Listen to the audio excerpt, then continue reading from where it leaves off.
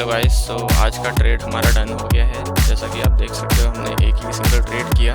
जैसा कि आपने रिकॉर्डिंग में देखा होगा 1:2 का टारगेट कर रहे थे हम लोग, बट मुझे लगा कि आज जैसे कि सेंसेक्स का एक्सपायरी है, सो ज़्यादातर लिक्विडिटी इसलिए सेंसेक्स में शिफ्ट जाते हैं। सिंस रिटेलर्स काफ़ी ट्राई करते हैं कि वो एक्सपायरी वालों को ट्रेड करें, बिकॉज उसमें वॉलेटिलिटी ज़्यादा होती है। सो इसलिए आज मैंने 1:2 का वेट ना करते हुए, जैसे कि मैंने देखा यहाँ पर रिजेक्शन आना स्टार्ट हो गया था, तो मैंने यहीं पर एग्जिट कर दिया।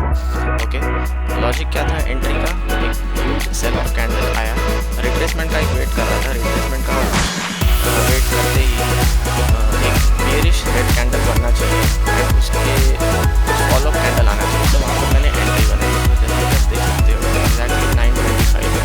सो एक बेयरिश रेड कैंडल बना, रिट्रेस हुआ, रिट्रेस के बाद एक हैवी सा फिर से एक रेड कैंडल बना और उसका फॉलो अप 9:24 को आया।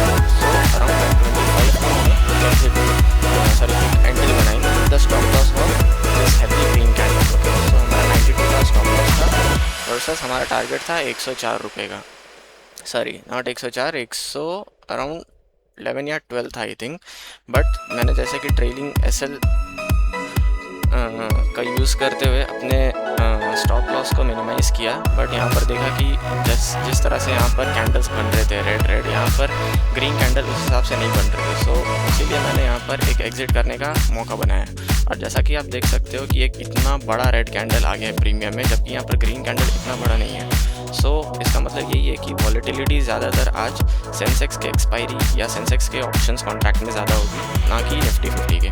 सो आज के लिए मे बी मैं इतना ही ट्रेड करूँ, नेक्स्ट और ट्रेड करूँगा तो मे बी मैं अपडेट करूँगा। बट मोस्ट प्रोबेबली यही मेरा आज का ट्रेड होगा, बिकॉज सेंसेक्स के एक्सपायरी के दिन निफ्टी 50 में ट्रैप होने के चांसेस ज़्यादा होते हैं।